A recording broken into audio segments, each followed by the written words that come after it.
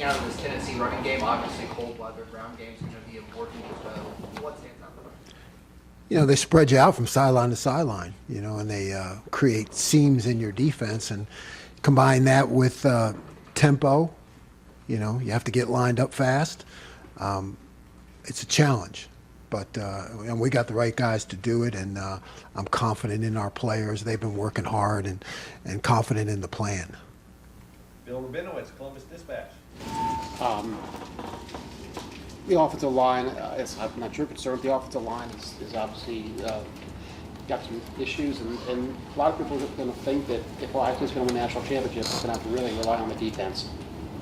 How confident are you that it comes down to, hey, almost having to shut out teams or at least limit them to 10 points or whatever it might be, that you guys are up to the challenge? Yeah, I'm confident in our players. I'm confident in the way they perform in crucial moments.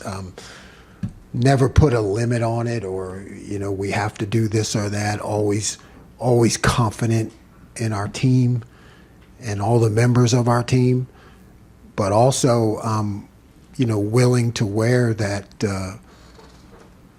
that defense can win. That we can win the game on defense. That's everything that I've been working on since I've gotten here, and I know there have been times that we have done that. So. We have a history of it. The guys know they can do it, and I think they take pride in that. That if it comes to the defense winning, then that's what we have to do. We got to do our job for the team, for the program, for the fans. We got to do our job. So take everything else out of it. Like you said, it doesn't matter what else happens. We have to do our job. Over to the left. Oh, go ahead. This time, yes. Your cornerbacks are obviously talented players, but they've each had bumps in the road this year. The way that Tennessee spread you out, probably going to put a lot of pressure on those guys. How much confidence do you have in Denzel and Davis? Great confidence in both of them. Jermaine also. It really doesn't matter who you're playing. Tennessee will challenge us in certain ways, but those guys are on an island all the time. I mean, like I said, forget who you're playing. It's one-on-one many times out there. I mean, anybody can just step back and throw the ball up in the air. So we have complete confidence in our corners. There are ups and downs in any season, in any career, but those guys are great players, and they're really good people, and they work hard, and they're resilient, and they bounce back, and they're going to have a great game. Steve Hellwagen, 24/7 Sports. Yeah, Coach, the defense has played so well the last 6 games. I'm going to be picking nits here, but the last game against Michigan, looking at the snap counts again, it seemed like the defensive line went the whole distance, and there could be a question, were they good enough in the fourth quarter, the way that Michigan held the ball against you? Is there any thought, I mean, you play, say, Iowa, and the backups get 20, 30 plays, but then you get in these quote-unquote big games, and the other players don't play at all. Just, is there a thought to mix that up going into the playoff?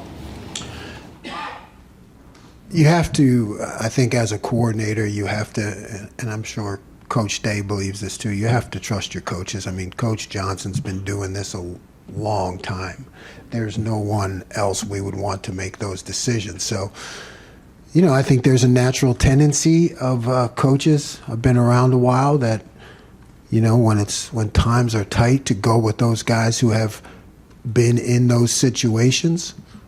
We'd always like to play as many guys as possible, but those decisions happen at the moment, and I know, and I think everybody in this room and all our fans know that Coach Jay is going to make the best decisions for the team and the program.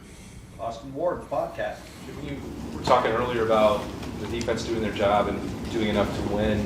I'm sure that they felt in the game that you all did enough on that side of the ball to win the game. Have you? Did we win? Did not. Then we did. So they, they don't feel that way? No, I mean, it's that simple. I mean, this is a team game. It's the greatest team sport there is. And, if it takes 3-0, it's 3-0. I mean, we have to look at it and always strive for perfection. Every game's different, right? So you don't put, you're not going to walk away from a game in this sport, at this level and say, well, we did our job. That's not how it is. These guys sweat and bond, and we all know the time and effort they put in, and they stick together. So, whatever it takes to win, either you do or you don't. There were plays that we could have made. There were, and our guys would tell you that. Fourth row right, Stefan Kreisnick, Cleveland.com. A few weeks ago, Lathan Ransom was a finalist for one of the Comeback Player of the Year awards. I know it hasn't just been about coming back from last season's injury for him either. I guess, what have you thought of the way he's kind of handled some of the adversity in his career, and the opportunity he has here in the playoffs to kind of go out on a strong note? Yeah, awesome young man, great leader. Just one of those guys that it's why you get into coaching. To be a part of that kind of career. Lathan has had adversity, injury-wise, on the field, and he is finishing strong. He really is. And our players have the utmost respect for him, and I expect that he's going to have a great final to his career also. Kellyanne Stitz, WSYX. Tennessee quarterback Nico Yamaleava is his first year as a starter. He's young but talented. What stands out about him? He's got a really strong arm. So the type of offense that they play, he has to be able to make throws from hash to sideline. And he's got a cannon. And then I think he's faster than everybody thinks. He's fast. And he makes a lot of plays with his feet also. Tom Berry, WBNS. Coach, as you said earlier, they have a dynamic offense, like to spread the field. This is a home game for you guys. The CFB is going to play a little bit of a role, but the fans are still Buckeye fans. How much of an advantage does it give the defense when the fans are loud and you have a message for the fans? Yeah, it's a home game. Treat it like any other home game. It's historic, but it's still our field, our stadium. And our job as a defense is to defend that. And we will. But we'll take all the help that we can get. So, everybody bring their loudest voices and hand warmers or whatever it takes to yell loud. Deep middle, Tony Girdman, Buckeye Huddle.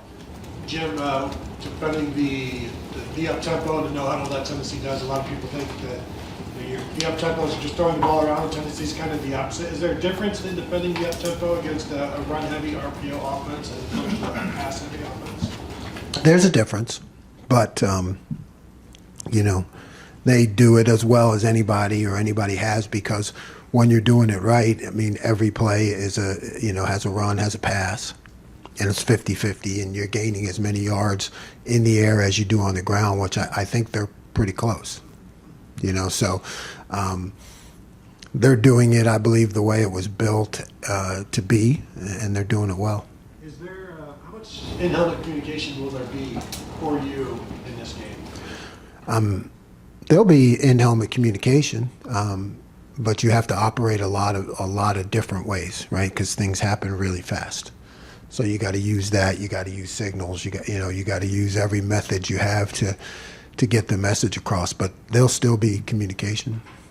Pat Murphy, 24/7 Sports. Speaking of the tempo, when you're preparing for that, I know you guys use it sometimes, but clearly not as much as Tennessee does. How do you prepare guys for that? And in your experience, how different is it when you actually get in the game and go against it? It's a lot different when you get to the game. That's how I opened the week with telling the guys we're going to do everything we can to prepare you. But it's like when you play an option team and you show up, it's a lot different. So, our preparation methods are, Coach Day can have our two offense, run a series of tempo plays. And then we have actually trained our scout team to run tempo plays. So our scout team runs tempo plays. So we can come in with a set of the two offense going fast, and then we can bring, the scout team guys in, and they have their own signals that they run, and they run plays. So, and then like even when we're not, because you can't go tempo all the time with your scout team, I mean, those guys do a great job. I mean, with the numbers going down and everything, I think college football is really going to feel that effect because, you have these scout team guys that they never get to play, and all they do is work and practice, and my hat's off to them. But so the way you try to simulate it is even when you're not going tempo, you a lot of times have the defense like turn their backs to the offense. Or like, hey, you 11 guys go line up over there, and then the offense comes running here, and then you have to sprint over to your position and line up and play. So you're trying to be creative to create any way you can, so they understand the speed and the decision making that's going to have to take place. Joey Kaufman, Columbus Dispatch. Jim, you've not faced a lot of teams that play tempo quite like Tennessee does, just the way the schedule is, and a lot of teams that play you guys try to do the opposite, where they milk a lot of clock. Does that at all make it harder in preparation? It doesn't make it harder. It makes it different,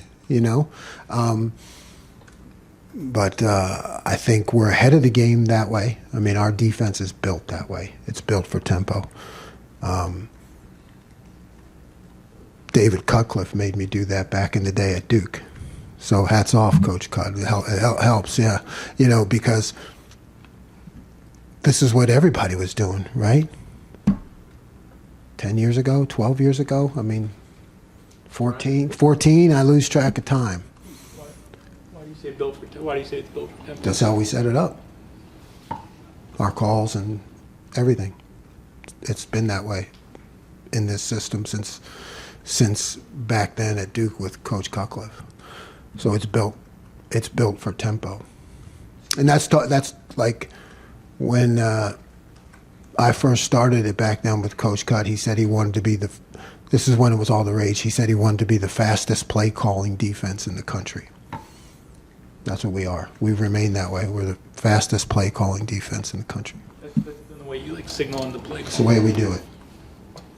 Steven Means, Cleveland.com. That was an interesting footnote. After the Oregon game, I think that's the only team to that point that's really played at this level of tempo that you guys have faced this year.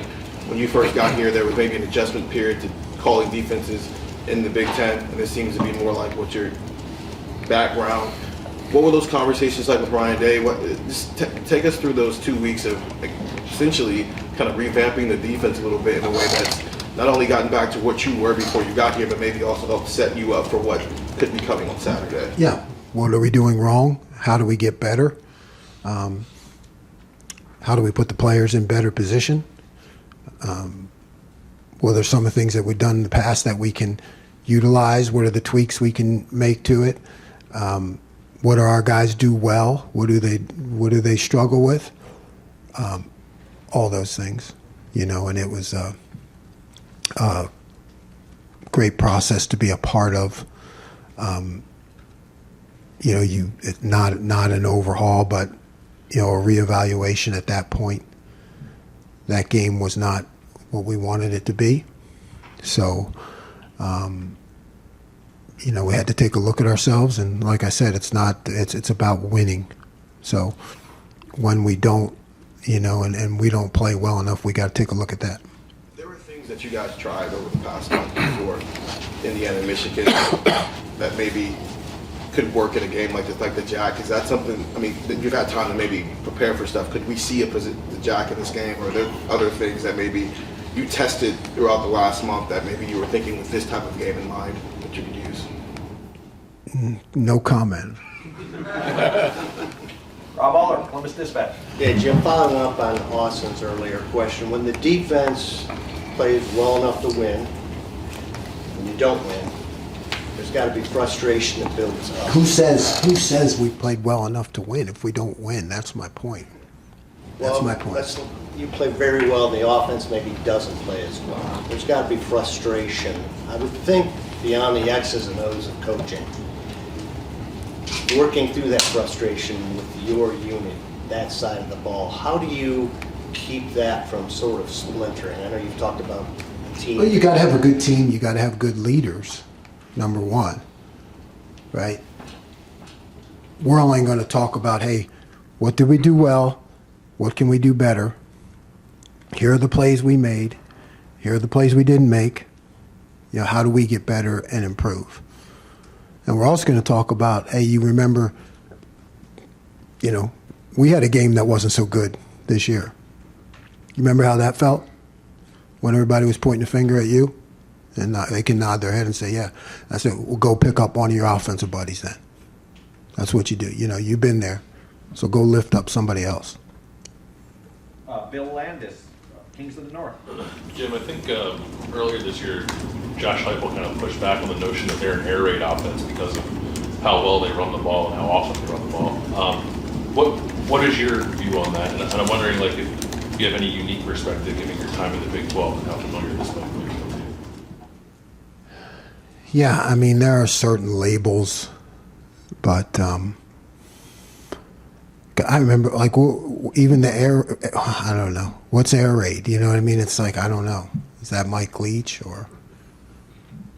Because there's Art Briles. I mean, they used to.